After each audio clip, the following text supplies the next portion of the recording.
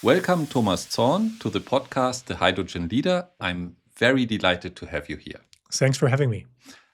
As you know, with this format, we try to share insights of top professionals in the industry and try to unpack why some professionals are more successful than others. And I would like to start this format with a very basic question. Please be so kind and introduce yourself. Who is Thomas Zorn? Thomas Zorn, or as most of my friends call me Tom. I'm 15 years in the hydrogen industry. I started at a large-scale industrial gases company at Linde. I've made some experiences in the consulting world for Roland, Berger, also working on energy and hydrogen-related topic. And since 5 years already, I'm in the German Mittelstand, as we call it, and I'm working on developing the hydrogen business model for Tyczka Group. Yeah, and Tyczka Group is, I think, an important company in the hydrogen industry, also here in Germany, and we will come to that in more detail. But let us stay a little bit on your career, because I think it's much longer than 1 minute. I think you are in the hydrogen business for more than 15 years. Is that correct? Correct. And why are you on this road? This must have something to do with your passion. Absolutely. I'm passionate about energy. I'm passionate about hydrogen in particular.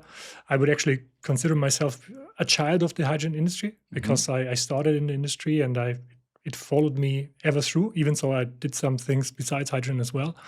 And all of it started really, I don't know, already as a student.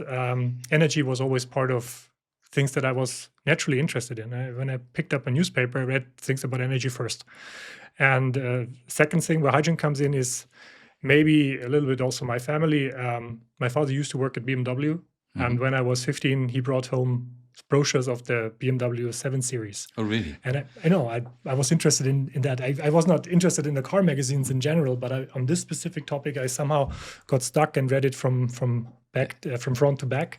Yeah. And I would not say that I started being a hydrogen passionate person at 15, but somehow through the career and later on studying industrial engineering and being exposed to energy related topics, somehow hydrogen was this topic that merged all my personal interests in one topic. And that's how I became a hydrogen professional. Was that also something to do with this, let's say, hope to transform the world into a greener future, or was it just this energy relation? It's more than that. It's 4 things. I discovered a passion for engineering and technology. So that's one thing. I was always interested in business and economics. When I was a student, I also had a passion for politics or geopolitics. And then very early on, I created an interest in the oil industry and like how oil is moving the world and how it's steering conflict. So that was one part, and hydrogen is a mix of everything. It's the molecule business, it's the chemical business, it's automotive. It's merging all of these things and combining it with energy in this topic of hydrogen, and that really caught me. And yes, of course, part of it is also through hydrogen, there's a chance of maybe resolving some of the burning issues of humanity. I would not, I'm not waking up in the morning and say, like, how can I save humanity? But in the end, of course, it's an underlying factor. It's a benefit, and having a purpose-driven topic is easy to work in, right? Yeah. And you mentioned that you have been with Linde, which is a global corporate company. Then you were with Roland Berger as a consultant, and now you are more in a family-owned business. This is quite a shift in your career. Can you unpack that also for professionals who want to make a similar career? So changing job is a good thing, and what triggered these changes for you to move to overstate strategy concept to consulting and then doing? Yeah, it's probably as always multiple things that trigger career changes. But I think the 2 main drivers are, first of all, curiosity and also maybe the drive to learn something new and evolve as a person, right? Starting at Linde, this was very early on in my career. I always, in parallel to being at university, I always worked. I tried to work as a working student, as an intern, and so on. And probably one that really shifted my perspective on my career was my first internship at Linde. And that was when I was at liquefied natural gas. I actually was in the department that developed liquefaction plants. Okay. And that's how I got exposed to Linde. And that's how I really was amazed of this company, because like they had so many, it was very international. It has so many different products that were invisible to most of the public, but they were relevant for everything that was happening out there in the world. Yes. Like industrial gas is a really fascinating topic, and I think Linde, at least, I mean, it's 10 years ago since I left Linde, but back then it was a perfect career start. So I became a working student in the hydrogen department. Right. I did my final thesis there in the same department, and somehow also got my first job there, and it was the perfect start. I had a wonderful first boss, Henning Tomforde. He's still at Linde, was a great mentor. He's shown me many things of the do's and don'ts in the corporate world. I know him also. You know him? Yes, because in my H2 mobility activities also I got linked to the Linde team. And it's crazy how small the world is. Actually, exactly. And I would not claim that I'm responsible for H2 mobility, but I was in the back end somehow involved and knew about the proceedings at Linde. Perfect career start, super international, exposure to all different kinds of elements of the working world. We used to work with Daimler, with the OEMs, organized test drives in Brussels, but also had like very engineering-driven tasks. How can we fix a certain valve problem, or other people in that team fixed that problem, but we were all sitting in this small Linde. So despite being in a corporate, it was not conceptual, it was doing. It was both. Okay. And we reported to the CEO. We prepared presentations for the CEO.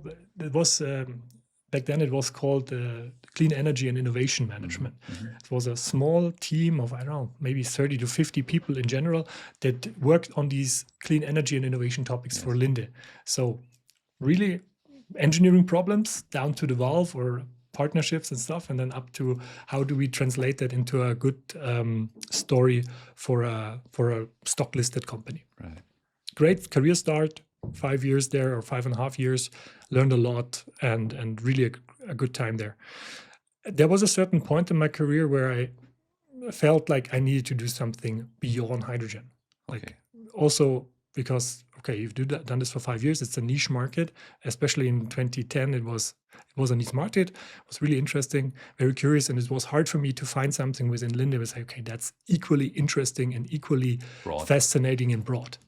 And somehow I had the chance to leave Linde, and it was opportunity driven. I was in contact with Roland Berger through hydrogen topics before, and there was an opening available. I met my mentor, Yvonne Roof, at Roland Berger, and I made the process of getting hired. And I said, okay, if I'm not going into strategy consulting now, I will never do it. And I was bold enough to do it, and I was very happy that I did it. Super good school. You learn a lot. You have so much exposure to different customers and clients, countries, topics. And you also work globally, probably, in the project? European-wide. European-wide, okay. Okay, there were projects that had an international or global component. For example, but it was not only Germany. I actually worked for the Hydrogen Council once. Right, where we did global regulatory investigation. I think it's okay to mention that the study has been used a lot to inform governments internationally of what's working and what's not working, and how you could approach certain things in renewable energies like hydrogen. Very intense and very super fast-paced environment. Long working days, of course, but I knew that, and I accepted that, and I enjoyed my time there. 4.5 years. Ended as a senior project manager, and actually it's not exactly the last project, but one of my last projects was for Tyczka Group. Right. And the perfect handover. I had the task of supporting developing the hydrogen strategy. Or first of all, the question was, what's a good new business for Tyczka to enter or expand?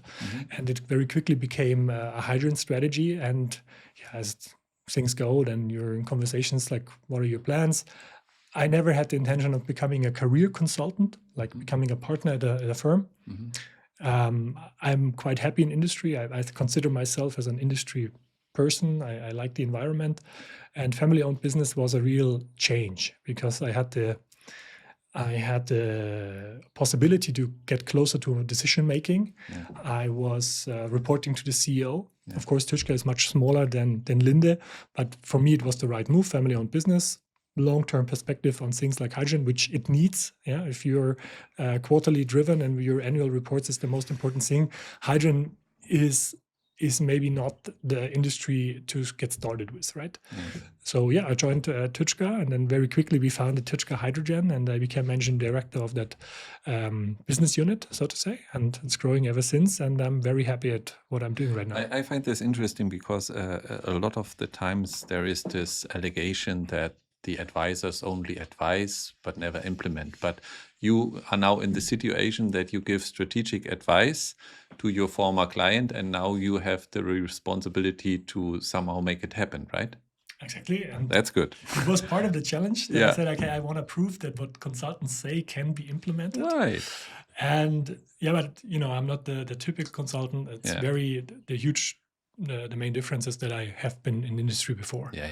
And part of my success in consulting was related to the client interaction, because they knew someone was talking to them who has been in a company, and that gives a different level of trust.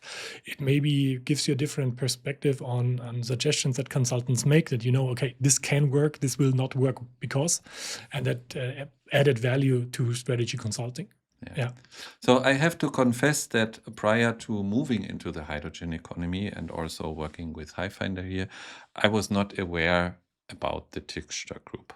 But that was basically my mistake, because I now understand that you are smaller than Linde, but still important. So let's talk a bit about the Tyczka Group, because it's more than hydrogen. It has a rich history. Tell us about the group. Well, Tyczka Group is 100% family-owned business. It is more than 100 years old. We have been founded in 1924 in Görlitz in Saxony. Actually, I mean, if you wonder about the family name, it has Polish origin, but it is related that the family is from Silesia. And in 1924, Germany was a little bit bigger on that end, and it was founded in today's Germany, and is a German-based company. There were a couple of wars in between, and the company had to be relocated to Bavaria. And since the 1960s, we're headquartered south of Munich in Geretsried. Where did we start? Actually, Tyczka started as an oxygen company. Sauerstoffwerke Georg Tyczka was the first product. And very quickly, when the Leuna refinery was built up in the area, they looked for gas companies that were willing to sell their propane, because they had propane and butane available. At the beginning, they flared it. They said, okay, it's a valuable product. Can't we do anything with it? And so they asked companies that were experienced with gases already whether they wanted to start trading with that product. With specialized gas, basically. Yes, exactly. So you started with industrial gases. So oxygen was used for welding back then. It was an emerging industry, of course, very fragmented. Many companies emerged that did oxygen and nitrogen. And then Tyczka added the product propane and butane, but we didn't run a refinery. Obviously, we were a family-owned business. Complex was too large, but they started with that business. And that kept growing tremendously. So today, I would say Tyczka is predominantly a propane or LPG in international, you would say liquefied petroleum gases, LPG gas company. I would say roughly 80% of our revenues still stem from the fossil fuel business. But we have also a trading business that does trading of LPG European-wide. And since the 1980s, we have re-entered the industrial gases space. First in a joint venture with Air Products for the German market. This joint venture has been dissolved now, and we are independent on that front. And since 2021, we've launched, or basically we took hydrogen out of the industrial gases space. We said, okay, hydrogen is not only an industrial gas, it's also somehow energy gas and a fuel that fits very well with what we do in our propane space. And we basically took it out and developed hydrogen independently of the other two business units as a separate product unit or business unit. Two things ring a bell. First, when you say Leuna, is your group still having footage near Leuna? Because I know Leuna, there is also, I think, a hydrogen pipeline, which is, I think, mainly coordinated by Linde, if I recall it correctly. So is there still linkage to Leuna in your group? Indirectly, yes. Of course, we're one Okay. of the off-takers of LPG from the Leuna refinery, which is operated and run by Total Energies. Total. Okay. So yes, there's business relation. Yeah. And today, Tyczka runs 18 plants all over Germany to basically keep the LPG supply chain running. Right. Some of them are in Eastern Germany, Okay. but Leuna Nothing s- directly is not Nothing one of special the there. business Yeah. units. We have an office in Leipzig Okay. for our service centers. So still very good ties to Eastern Germany. And the second thing that rang a bell was your 100 years history. And I think last month I saw a post of your company where Dr. Hans Wolfgang Tyczka celebrated his 100th birthday. Yes. And I think this is quite extraordinary because not many people make it until the 100 years. And I understand that he's one of the founders of, or how is the relationship to Mr. Tyczka? He's the son of the founder. This because you have a 100-year history, and then he can be the son only, yeah. But he is a very impactful personality for your family business. He took over, like maybe again a little bit of history about Tyczka. So he was born 1926. The company was founded in 1924. He was 2 years old when the company was emerging. Unfortunately, his father had an illness when he was in his 30s. Yeah. So he had to take over the company very early. Wow. And so I think you can say that he was the one that shaped the company the most. Right. And he has driven it for a long time as a CEO, so to say. I mean, back then it was not called CEO, but today we would. And he has always driven the company, and still today he's up to speed on what's happening in the company. He's very interested what's happening in the company. His son, so the third generation, is already in the company. He's also Frederick Tyczka Christoph is now COO of the company. So he's just part of the holding. Next generation is secured. Actually, he's became a father last week. Oh, so, right. The fourth Congratulations. generation I will pass it on. Yeah. So the fourth generation is there. And and he has really shaped that company. And in the energy space, being a family-owned company is, especially at that size, is unique to a certain extent. At least for Germany, I would say it's unique. And he has driven the company with his courage for entrepreneurial decisions. And he also had rigor. So he was very clear on what he wanted and what not. And he was, I think, very resilient. I mean, the company has had to be relocated 2 or 3 times in their overall history, and they always restarted the company, sometimes almost from scratch, right? After the Second World War, they had the employees, but all their facilities were in Eastern Germany. So they basically had to start from scratch. And they did it again and again and again. And it's really like one of the core traits, I would say. And so I know from the German industrial personalities, Mr. Wirth, everybody knows Mr. Wirth. And I guess you had the chance now to work with Mr. Tyczka in the past years. So is there anything that you can share with our audience? Because he must be a very successful and a characteristic person that you find extraordinary about him, where other entrepreneurs can learn from your insights. I have one. Actually, I've told this story multiple times. My first advisory board meeting at Tyczka. Yeah. I was relatively young. This was my first exposure to Tyczka has an advisory board made up of different industrial managers or former industrial managers that somehow supervise the decision making at Tyczka. But Dr. Tyczka, even though he's not formally a member of that advisory board, he's still the owner and he participates in those meetings, or he participated in those meetings back then. And we had in the first year, I think it was 6 months after I joined Tyczka, we had our first investment proposals on the table that we wanted to get the funding for. And I was nervous, to be honest. It was my first meeting. You don't know how you would be grilled from this gremium, and also like what the family was thinking about me and what we proposed. It was 2 sessions back then. And I entered the room. I was introduced to Dr. Tyczka the first time in person. And then he took me aside and said, Mr. Zorn, you have these two investments. You know, this one investment in this, we can talk about the project in this hydrogen production unit. Yeah. Oh, we will do that. And then the other investment, we do as well. And within 15 seconds of that meeting where I had a high stress level, I was relieved, like, okay. Because you know you will get a favorable decision.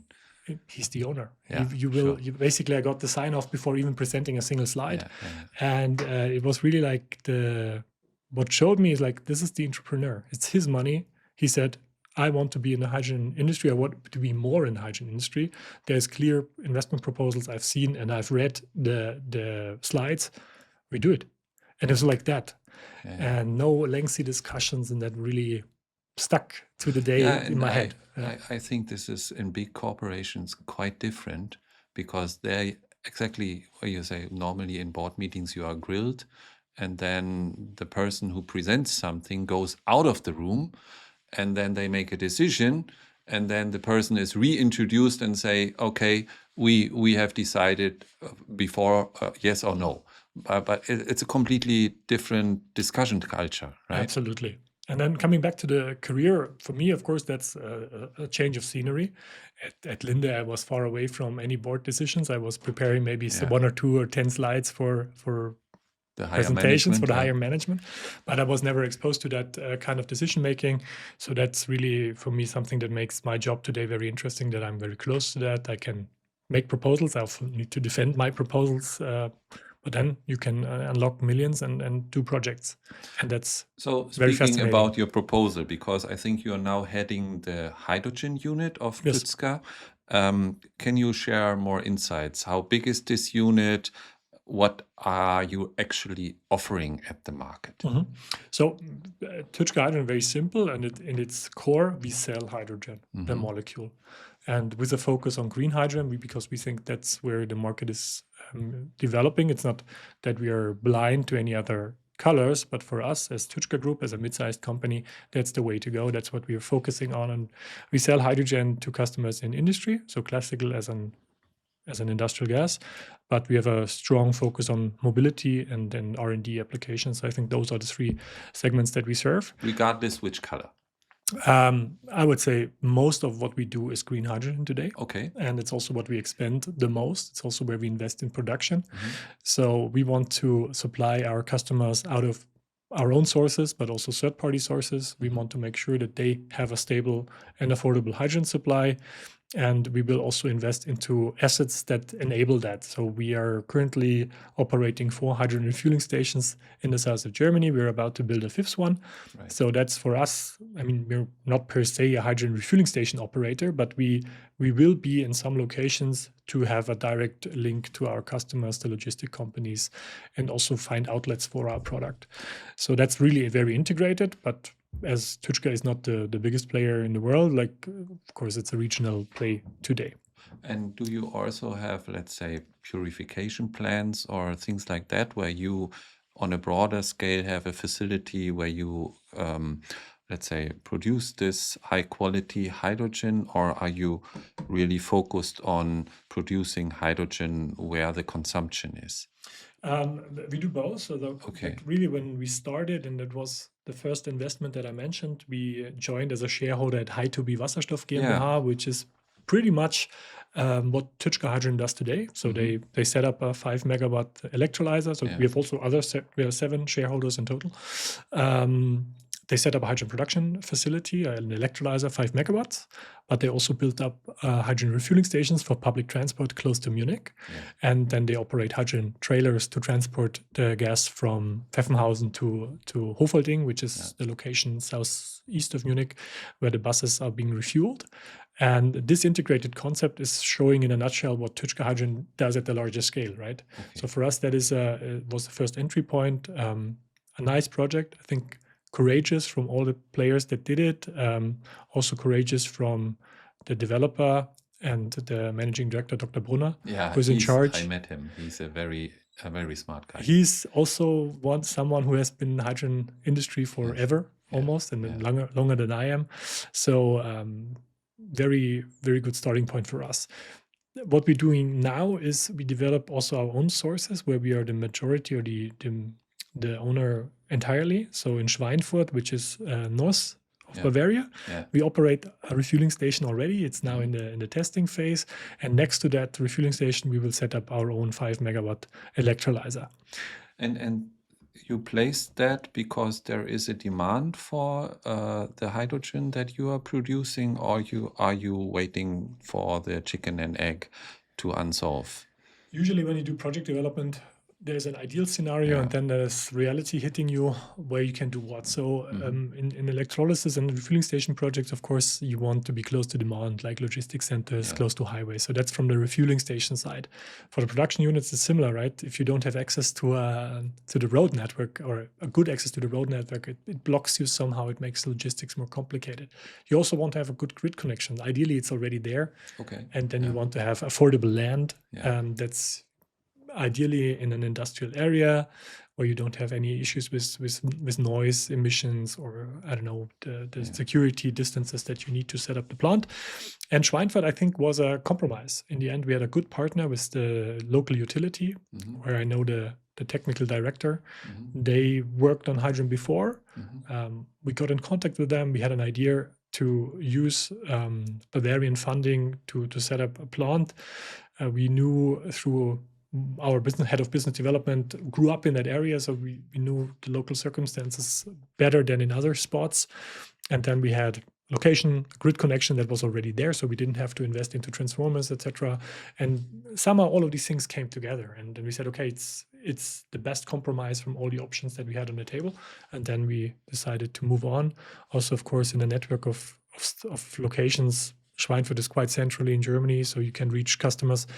I think we once calculated you could reach 1/3 of the German population out of Schweinfurt with hydrogen. Yeah, because it's it's quite good. The Ballungszentren, so those agglomerations you have in your vicinity, and those were all part of the decision making. There was, of course, much more things that we looked at, but probably the most. I find this interesting because we all in the last 2 years have seen some news about hydrogen refueling stations shutting down because of no longer public funding available, which is sending the wrong signal to the industry.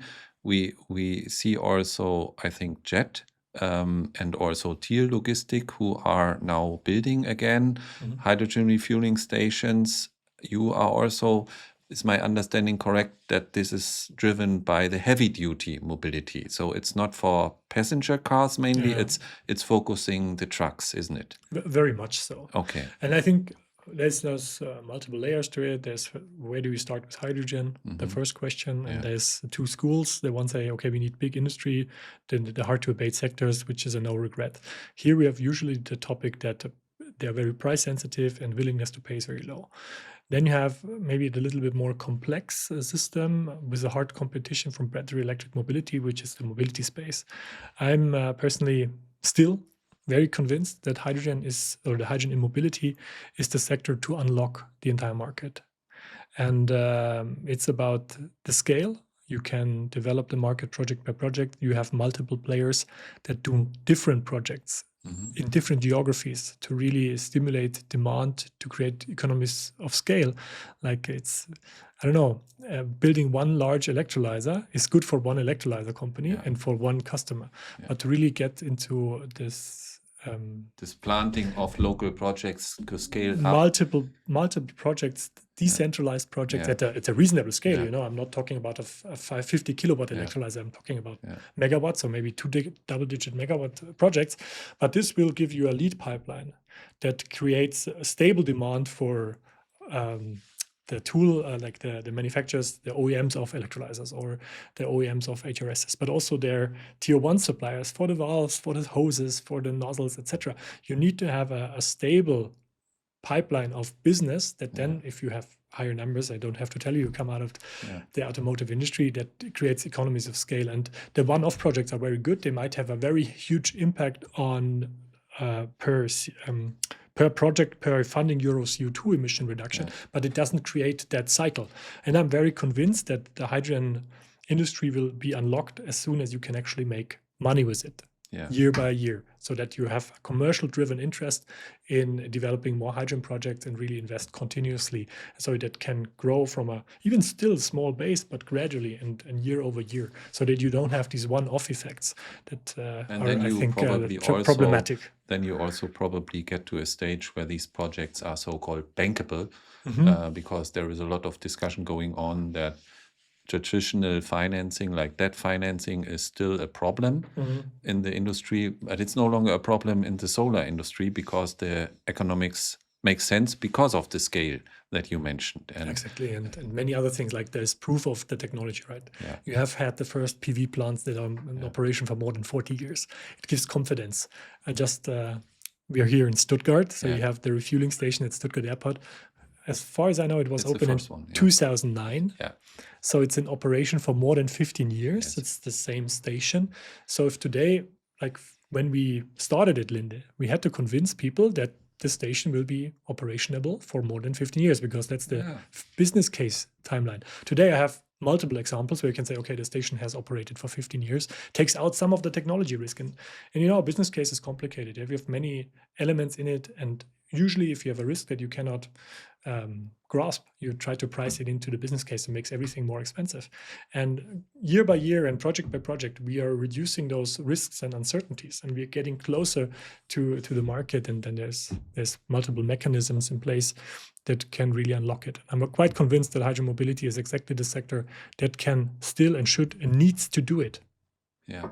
And when we talk about this price sensitivities and this willingness to pay, I always heard this, that in the mobility sector, there is a higher willingness to pay compared to in the industry. Can you unlock that for our audience a little bit? Why is this the case, that in the mobility sector, people, is it because of this diesel parity, because there's a price that we meet, and if we get there, everything is done, compared to an industrial use where the price pressure is much higher? What is actually the reason why there is a higher willingness to pay?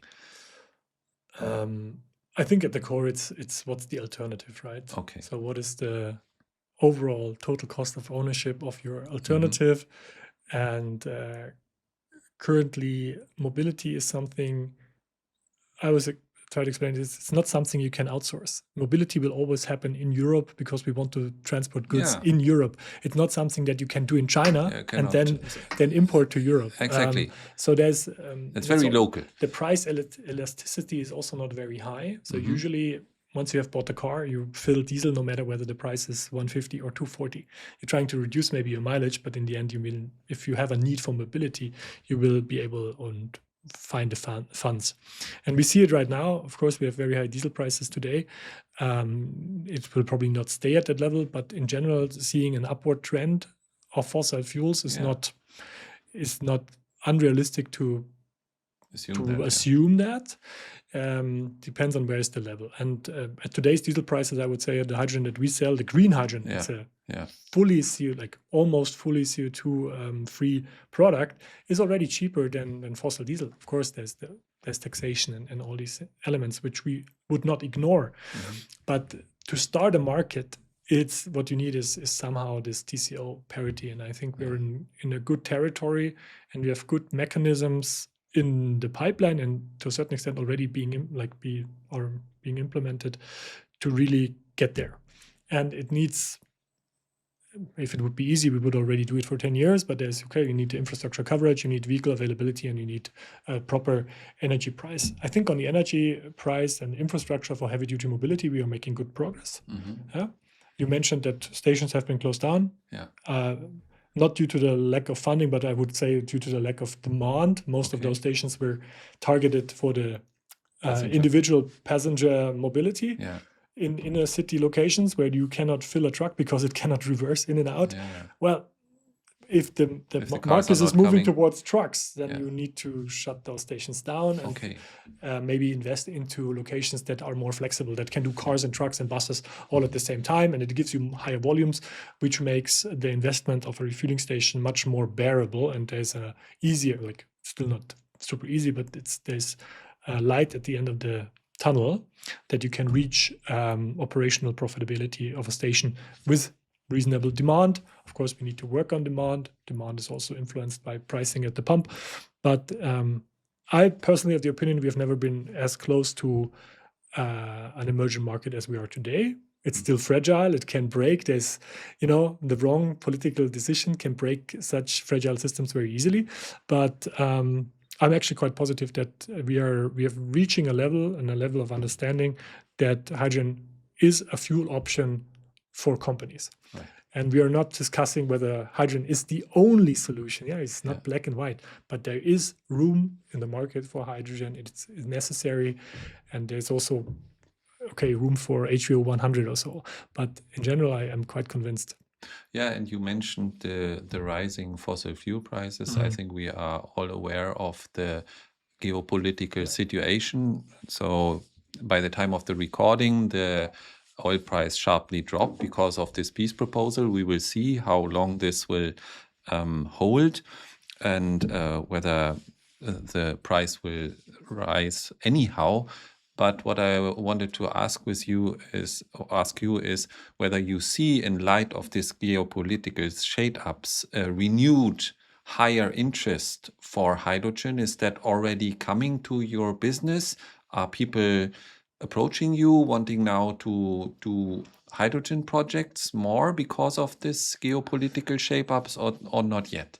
So I think people are not that fast in their Okay. in their actions. What we see, and maybe it's an early sign, if you do events today on hydrogen, you're getting more positive responses. So we will open up the Schweinfurt refueling station officially in May.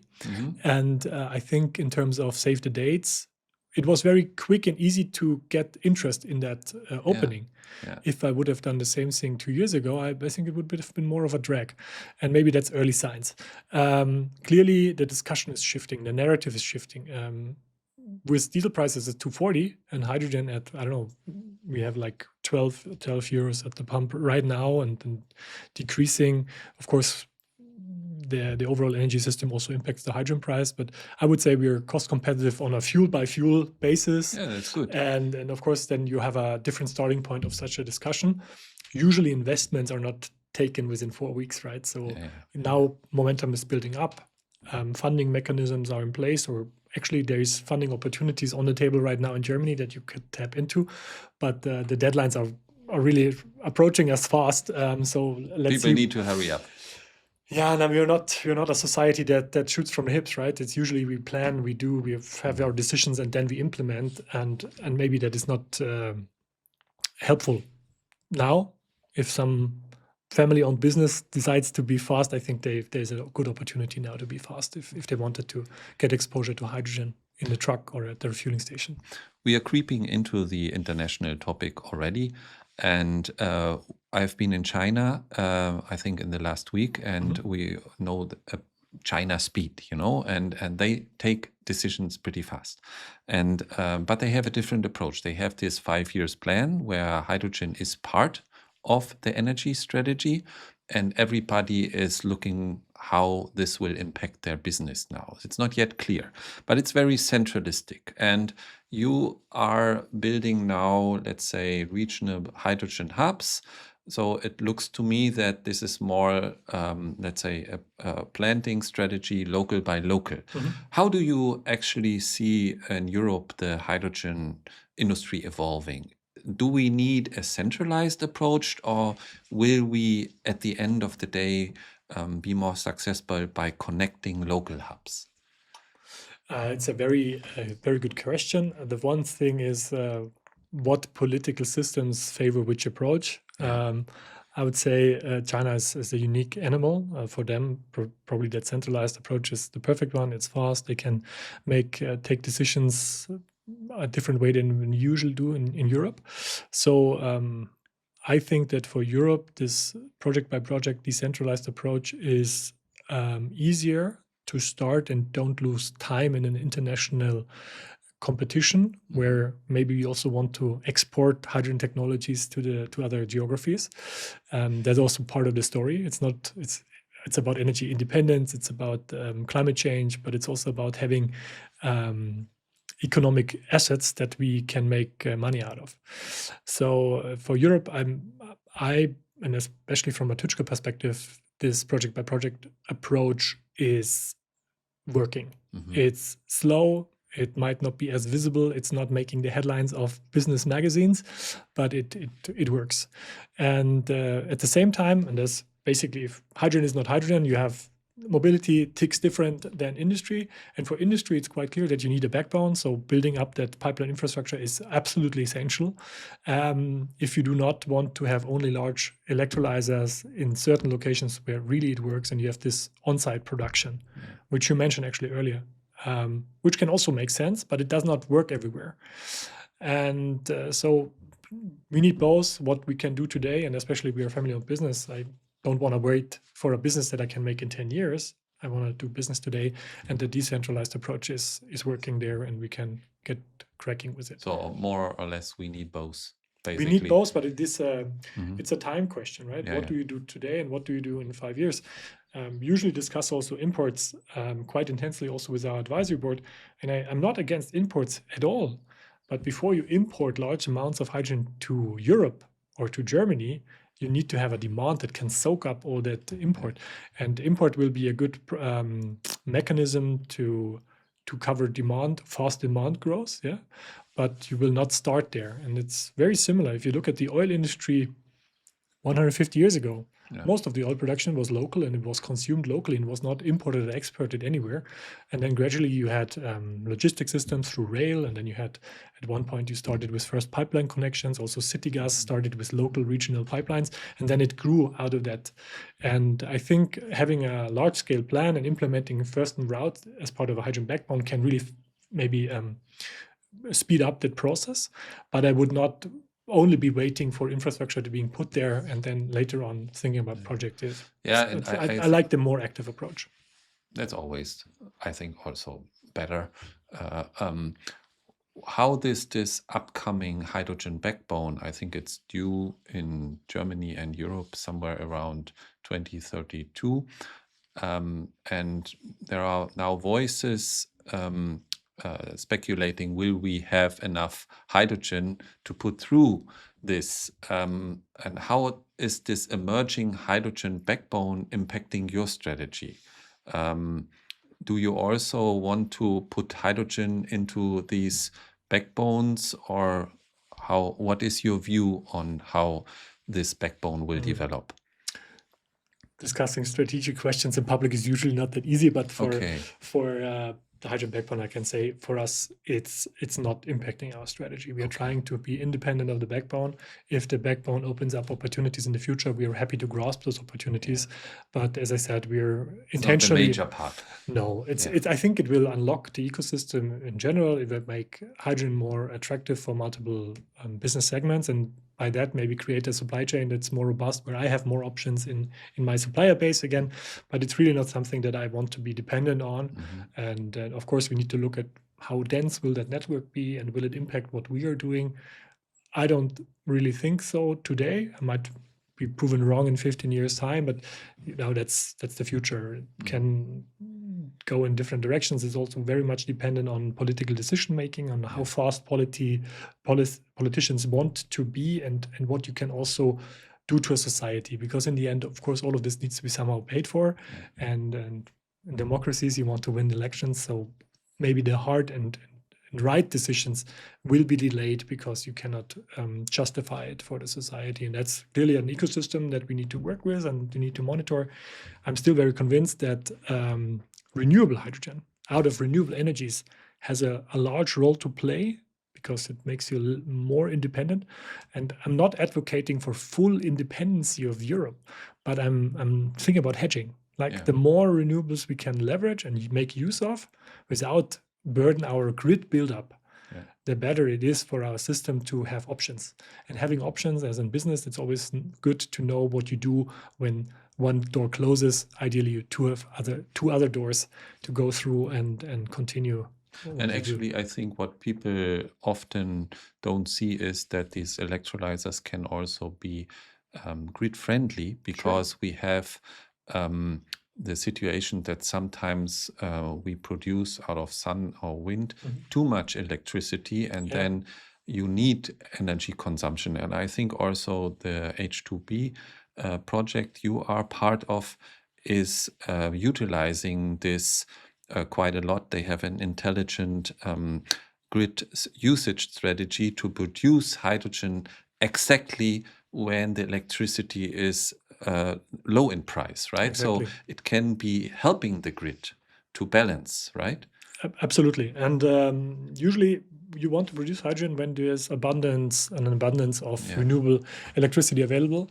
At the right location in the grid, you would even reduce grid constraints. You're not putting a burden on the grid, but rather take out some of the electricity that's in there to relax the stress. Let's also face it, we will not continue building up PV and wind plants in Germany at a certain point because the grid will be saturated. And if you then want, because you still have space and you still have investors that want to go into renewables, you will only start to invest beyond the current saturation if you have a flexible load that takes that electricity out of the grid when the sun is shining and the wind is blowing. And I think that's very critical for hydrogen, that people see that there's you can relieve the grid, you can encourage renewable buildup, and at the same time provide more options to industry, decarbonizing industry, but also decarbonizing mobility. Whereas, and grids are discussed quite extensively, which I think is a good thing, because usually people don't care about the electricity grid. There's a socket you plug in and that's fine. But we need to be careful when we think about electromobility, like battery electric mobility, that we also sanction peak grid usage in times where there is no wind and no sun. So actually that needs to be penalized. And I also don't want run my electrolyzer when the grid is basically empty from renewables and we have all those backup power plants firing up. That will not be grid friendly. It will not be energy system friendly. But also everybody that wants to charge as he wants should be somehow incentivized to switch as soon as he can, switch to areas where it's more favorable for him to charge when wind is blowing and sun is shining, which will lead us to the conclusion that maybe heavy-duty battery electric mobility might seem cheap if you do depot charging during the day, but a truck will run during the day. You will not be at the depot. Usually, you will charge somewhere at the Rasthof, the petrol station, and then all of a sudden, economics don't look as favorable anymore, and that's where hydrogen comes in, and we really balance renewables intra-week, intra-month, intra-year even. And that's a systemic component of hydrogen that I'm very fascinated about. It still needs to materialize and show in the numbers, but I think if, for example, grid costs are allocated appropriately, this will show, and then hydrogen has a natural element in the energy system. And coming back to the start of our interview, the complexity and the interdependencies of hydrogen as part of the energy system is one of the passions I have. It's fascinating. And what comes into my mind, we were talking to Hirose-san from Toyota, and he made, I think, a very interesting analogy. And we have all heard about hydrogen being the champagne and therefore too costly. But he said, no, actually, hydrogen is like cheese. Nobody is complaining that we use milk for cheese production. Or butter production. Everybody is valuing the cheese and the butter, right? And we don't have a discussion that it's not efficient to use milk for cheese production, right? And that's exactly the same how he explained how he sees the development of the hydrogen economy in Japan. We should think about hydrogen more as an input product for more valuable products, and that I think I found very interesting and heard for the first time from him, and I think it's what you're saying, right? We can produce hydrogen as a product to make other industrial projects more valuable, right? Absolutely. And then if you have in Germany, you have a milk glut. Sometimes you throw it away because there was no consumers that wanted to milk anymore. So you had to regulate somehow the milk production. And it was the same with renewables. If I can make something valuable out of milk, protein powder, whatever, and let's do it. Okay, great. So On the use cases, we talked about this mobility, but there, which I confirm because of this first higher willingness to pay that we both see.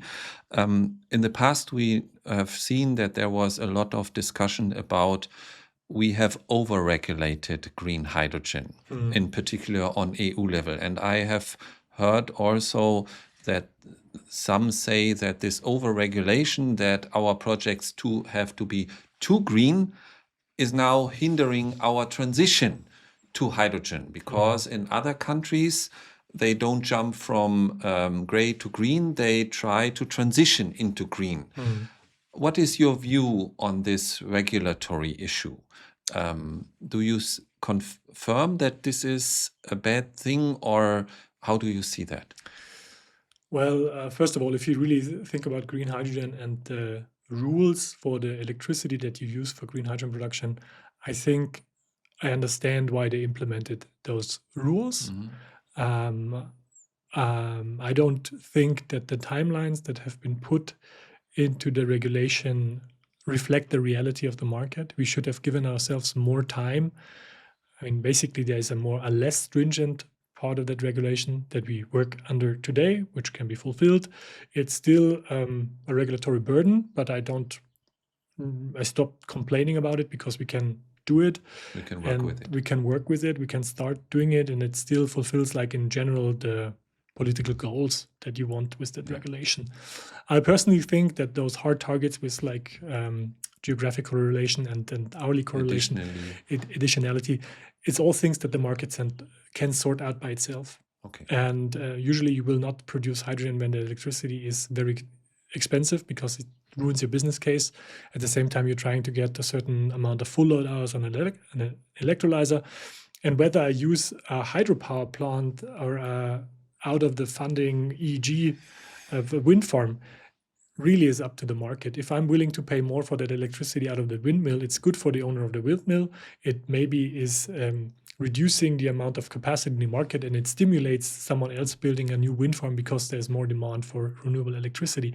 So I hope that in the current review of the Delegated Act, they will relax those timeframes by at least 10 years, because later on the market will figure it out themselves by economic drivers like supply and demand and price signals. And I'm hoping that Europe works more with those mechanisms. I also, in terms of funding, those project fundings where you give out grants for building up an electrolyzer is good in an early phase of the market. But now I think we need to move more towards market-based mechanisms, also like you have done in renewables. You have implemented contracts for difference, and you have moved away from those feed-in tariffs. And I think it's the same thing for hydrogen now. One element, for example, is this greenhouse gas quota that we are trading on the mobility front. Makes a lot of sense if the system is so stable that the price signals actually encourage doing more hydrogen and more renewable projects. It's can be a very strong system, but it's a little bit fragile. I think we're still experimenting with it, and I hope that politicians do not verschlimmbessern, make it worse by making changes that then take away the steering component of that regulation. For feed-in. It could be contracts for difference as well in hydrogen. There's other mechanisms being discussed in associations, which I think are quite sensible to implement, to really make the decision for the end user less dependent on a funding application that you hand in and you get a grant half a year later or maybe a year later. So it really delays stuff, rather than having a market-based mechanism that as soon as you start early, you somehow benefit from being active and earn the rewards. And we should also not shy away from businesses making money in the early phase of a market, right? It's the strongest incentive for economic players to enter market is being able to make money. Right. If you do that, more people will join, and economies of scale and efficiencies will be realized faster. I'm convinced of that.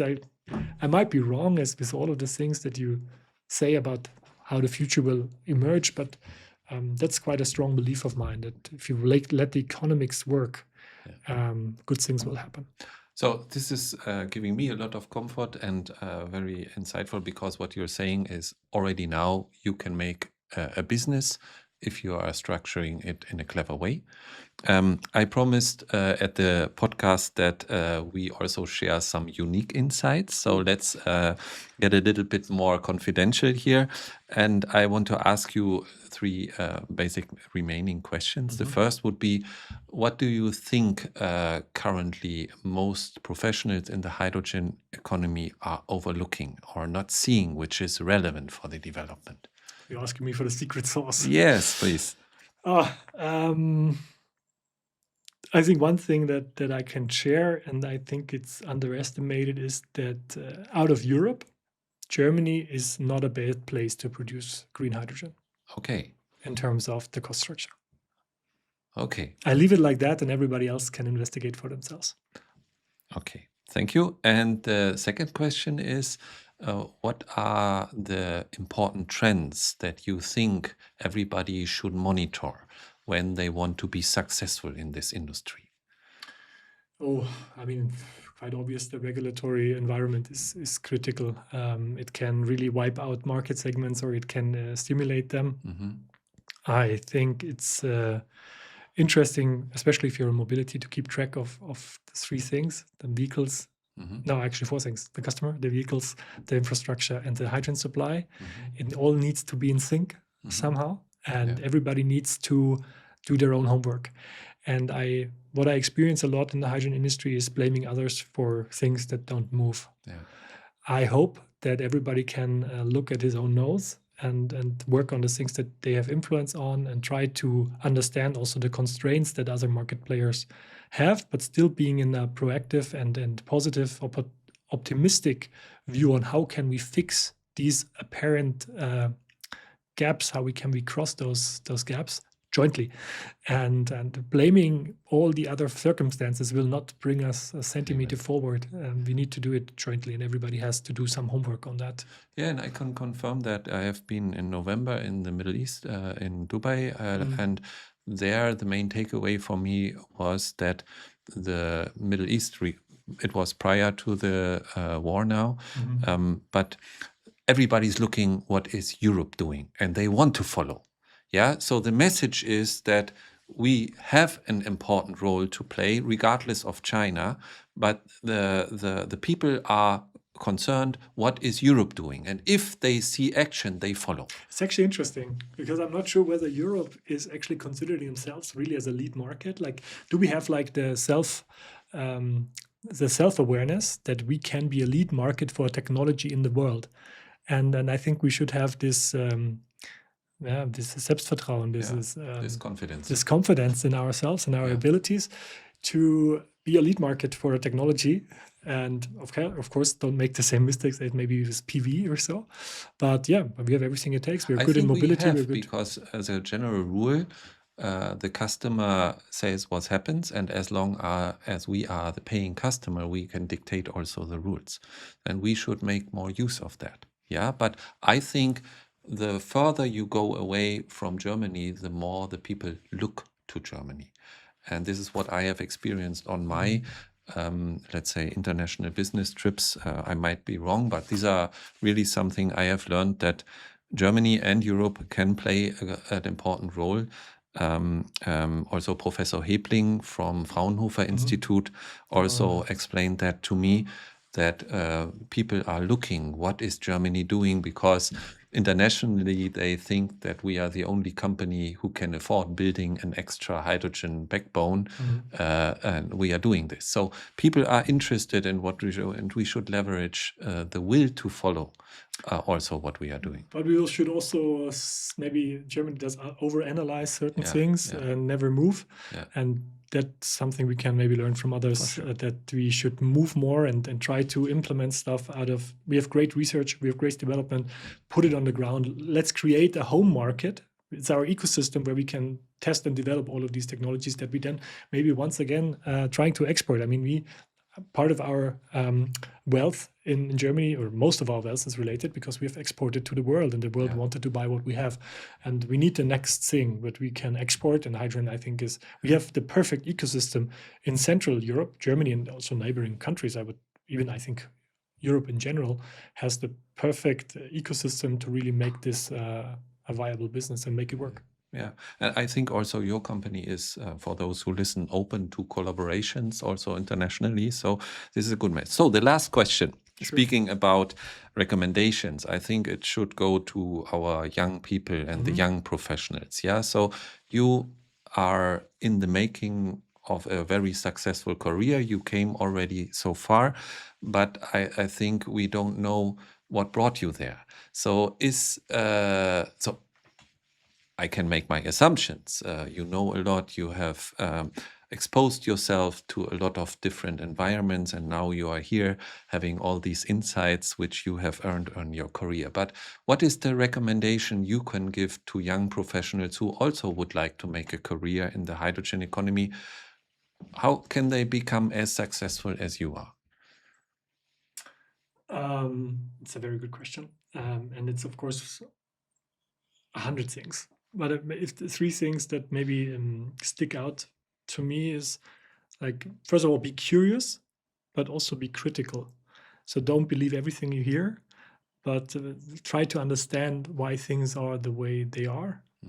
So one thing. The second thing is be courageous. Feel 80% ready and then be ready to take an opportunity. I mean, you will never be 110% ready.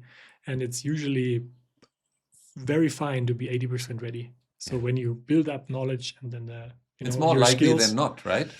Everything above 50 is more likely than not. It's more likely than not, and then you just need to, if there's an opportunity and it somehow feels right, do it. Go with your feeling. And last but not least, connect with people. I think, and honestly connect with people. I'm in German language, the word network can have a negative connotation.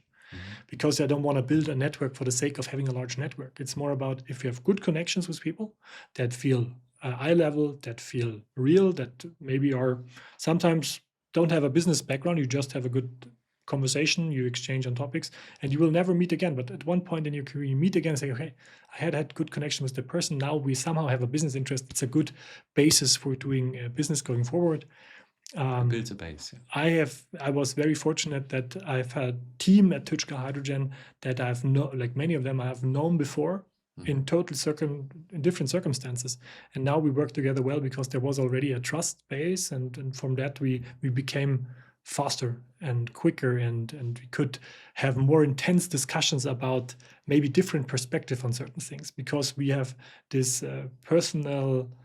That do we like each other or not? This is a side. It's really about discussing content and arguing on content, and then maybe have better decisions in the end. So those 3 things I think are really standing out for me. Great. And every young professional should consider it.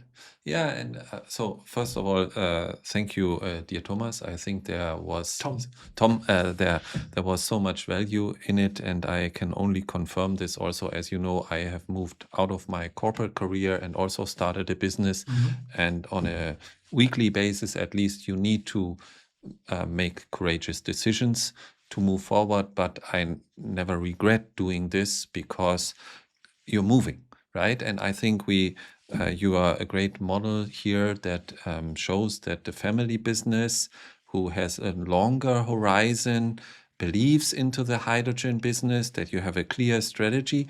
And I think one of the things that we have not touched so far is if you build local, you also create jobs, right? Sure. If we only buy the hydrogen internationally, then it's not really building new jobs. But whenever we build something locally, we create jobs here, right? And I think this is also a big opportunity for Europe, that we somehow transition into the new world by not losing the jobs here, right? Absolutely. It provides opportunities. Yeah. And it's nice to be in a position where you can, as part of your role, also provide opportunities for other people and maybe have an impact on the economy, on the society, on the national, international level. It's, coming back to hydrogen, it's also part of why it's not only me, but many in the hydrogen industry are passionate about this topic. All right. So I think this was great, Tom. Thank you very much. Thank you, Björn. A small message to our listeners. So if you have made it this far, I hope that you got something out of it. Please consider subscribing to the channel. It helps us a lot to bring illustrious guests like Tom here. So thank you for doing this, and I wish you a lot of success with your company and your career. The same to Highfinder, and thanks, Björn, for having me. Yeah, thank you. Thank you.